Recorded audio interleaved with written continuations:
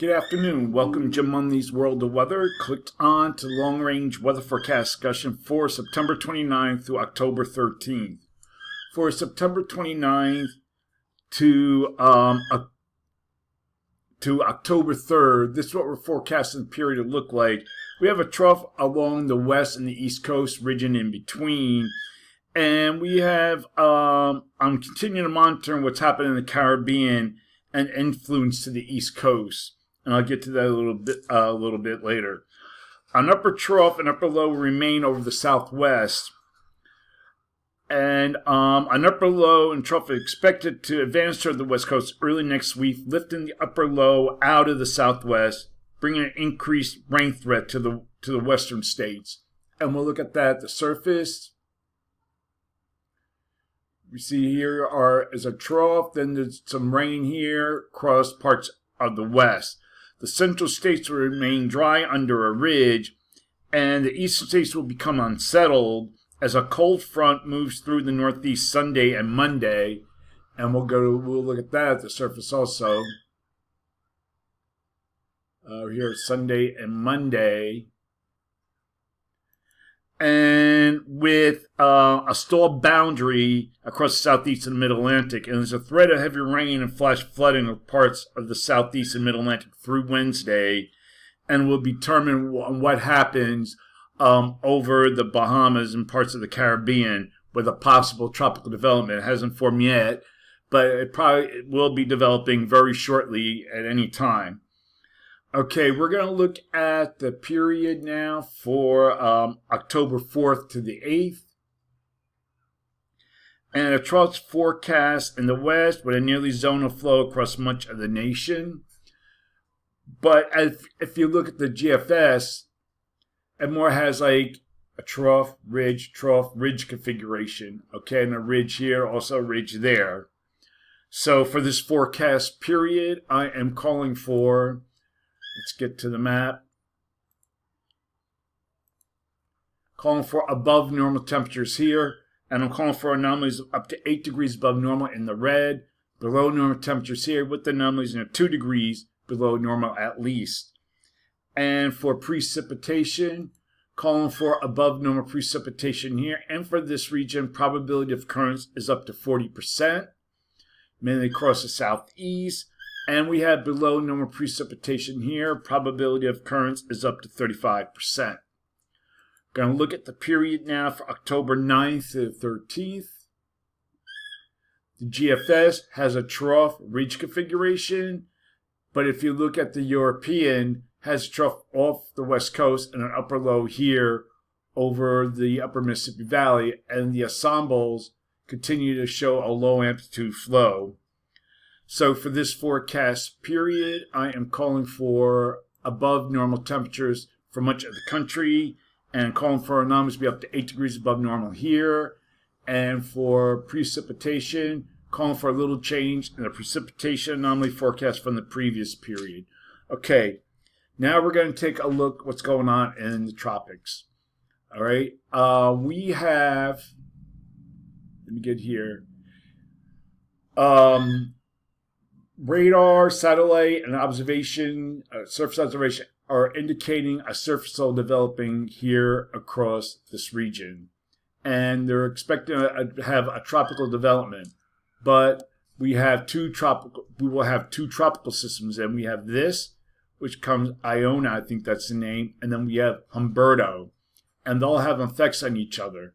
Now, we'll take a look at current weather conditions here. There's not much data down here. But it's forming in this area here. And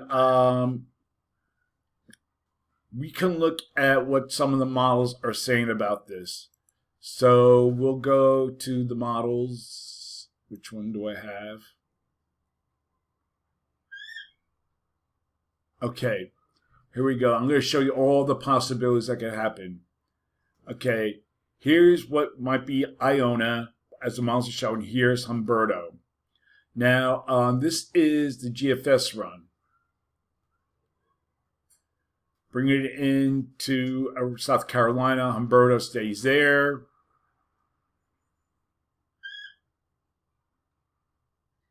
And GFS showing like it moves in, then it moves back out, it moves back in, because what we have is a blocking ridge over the Atlantic's being stirred by that ridge, but also it could cause impacts.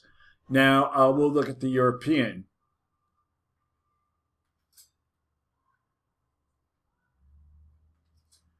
You can see the two tropical systems here.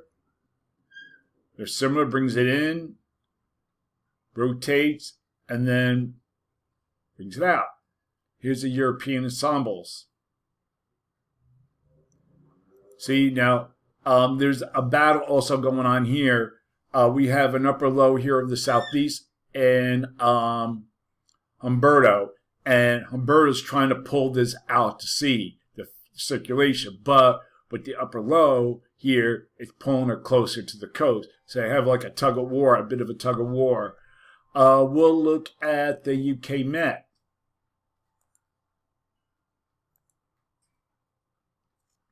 Wait for this to load.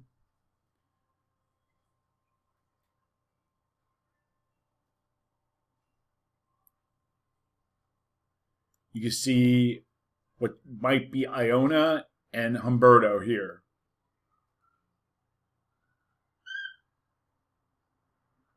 And it brings it always to the coast. We'll back it up a little bit. See, it brings the heavy rain there, close to the coast, and then pulls it out. Also, what could also be, like they could, as they say, dance around each other in the Fujiwara effect. One of the models earlier today was crazy. It was like bringing it in, pulls it out, then Humberto lifts out, and then the system moves back in. That's the worst case scenario. That'll be disastrous for the Carolinas, because it'll be a lot of heavy rain. So there's a lot of possibilities. The system hasn't even formed yet, and it probably will change between now and then. So I'll all have to keep glued on the forecast in the coming days. All right. So what else do I want to see? Okay, here is the 2 p.m. advisory on Humberto, and it is located at 23.3 north, 57.7 west. Maximum sustained winds are 90 miles an hour. It's a Cat 1, moving to the northwest at 5. Okay, so here's Humberto here, and here's our other possible development forming here. Now it's moving over the warm waters, and it is forecast to develop. So areas here from the Bahamas to the southeast, anywhere along the east coast, have to keep an eye on this system. Now, systems typically, when they in this area, they like to hit in this area north of Myrtle Beach. So I would say anywhere from South Carolina to Virginia have to really keep an eye on this system, because you can see where the cone of uncertainties is forming. We'll put this cone here in effect, the error cone. Let me see. Maybe this is focusing on Humberto. Okay, yeah, we don't even have